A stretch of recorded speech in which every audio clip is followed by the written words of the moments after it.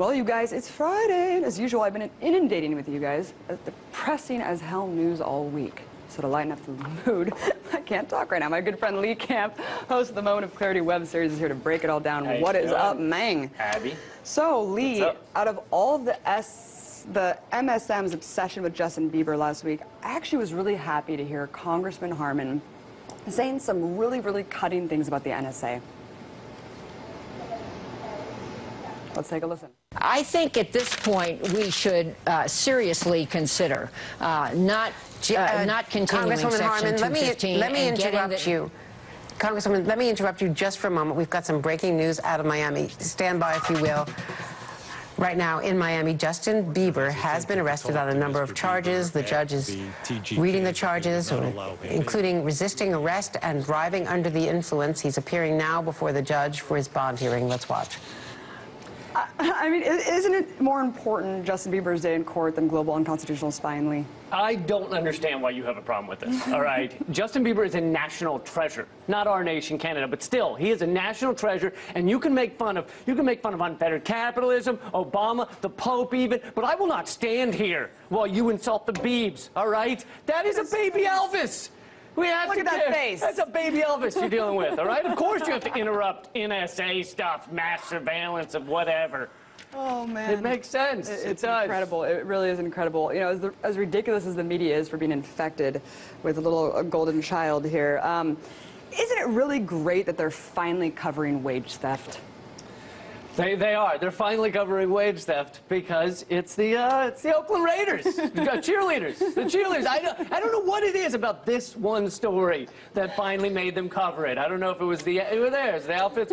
Well, hold on. So I realized what those numbers are, which they came up a little early, but what they are is I realized that people are paying attention to this because it's the cheerleaders. So I've brought some stats for you, as you can see, and I made them in a way that Americans would finally pay attention. So there's 18.5 million vacant homes around the country, all right? There's 3.5 million homeless. So that means every homeless person could have 5 homes if we just gave them to them. And I think we should deal with it that way. I think we should tell the corporatocracy, look, let's give the homeless people 5 homes. And they'll say, are you crazy? And then we'll go, let's compromise. 1 home.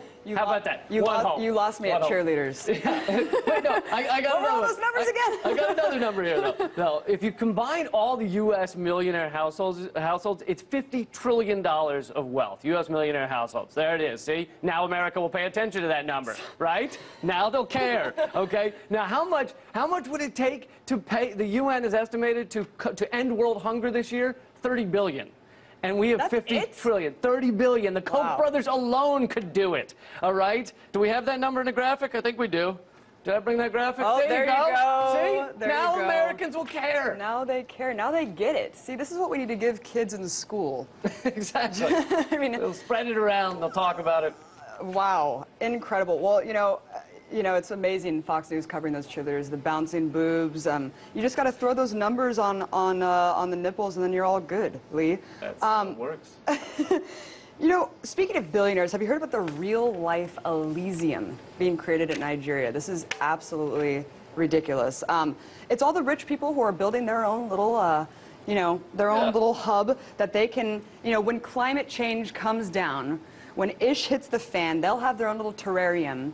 I mean, how do you feel about the Apartheid 2.0 here? Yeah, it's a fake island, which I think is great. You know, when the devastation that you've created comes, you go off to your little fantasy world. They could call it it's their own planet, Pluto for plutocracy. They could have their own planet there. I think it's a great idea. And plus, they put it there because the people are like living in squalor. It's outside Nigeria. The people are living in squalor, so that's easy workers. Those are disposable people, according to them, right? So that's easy. They work for nothing. That's why my clothing shop is actually in the North Pole. That's where I put it. It's in Santa's workshop because North Pole's melting. Those elves will work for nothing. So it's great. It works great. Yeah, their earth will just be falling apart. They'll just be happy to have something to work on. Speaking of wages, though, let's go back to the Oakland cheerleaders again. I just can't get enough of that story. But there is and America can't get enough of that story. But there is actually fantastic news to report when it comes to wages, Lee. I have to play you this. This, according to Oxfam, of the world's 85 richest people, is equal to the 3.5 billion poorest people. It's fantastic. And this is a great thing because it inspires everybody, gets the motivation to look up to the 1% and say, I want to become one of those people. I'm going to fight hard to get up to the top. This is fantastic news, and of course I applaud it. What can be wrong with this? Really? Yes, really.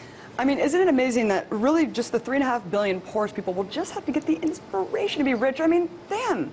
He just told us. Pull yourself up by your bootstraps, even if you don't have bootstraps, even if you don't have boots, even if you don't have shoes.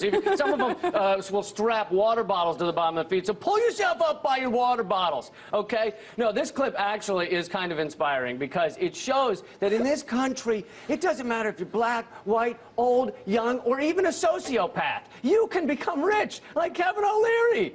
Even sociopaths can make it in this country. It's the American dream, Abby. Apparently that's the only people who can make it are sociopaths, seems, well, which is really disturbing. There's that.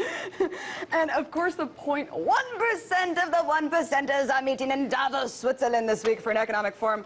The one and only Goldie Hawn moderating a panel on how to alleviate your stress, Lee, because really nearly causing the entire collapse of the global financial system is stressful, isn't it? It's stressful. Sometimes, have you ever tried to get barbecue sauce out of a Diamond Tiara? It's very difficult, okay? It's very stressful. It is. But I also did read that they're doing some things to consider the, you know, the underprivileged, the people having trouble around the world. Like during the hot stone hand massage yoga, they're doing the giving pose. So they're just to remember the giving pose, and the chocolate water fountains. Actually, the lifeguard they've hired is an underprivileged child for the chocolate water fountain. So they're considering the poor while they're there. Oh my God! And of course, our favorite fat cat banker, Jamie Dimon, just got a raise despite owing billions of dollars in the company. But I think that he deserves it, don't you? I definitely think he deserves it. Look, you're acting surprised. I mean, did you expect Tony Soprano to stop leading the mafia? No. You want a thug. You want a thug. If you're running a massive bank, you want a thug. That's who you go to. He lied to investors during the London whale scandal, and now they give him a raise. Giving him more money. You got to pat him on the back for doing such a good job. He's done such a great job destroying the entire economy. Thank you, Lee Camp, comedian, host of the Mom McClutter web series. Always amazing to have you on. Thanks, Abby. Let's do that. Let's do that thing. Let's do that thing. That's our show, you guys. Have a good weekend. We'll break this set all over again next week. Oh.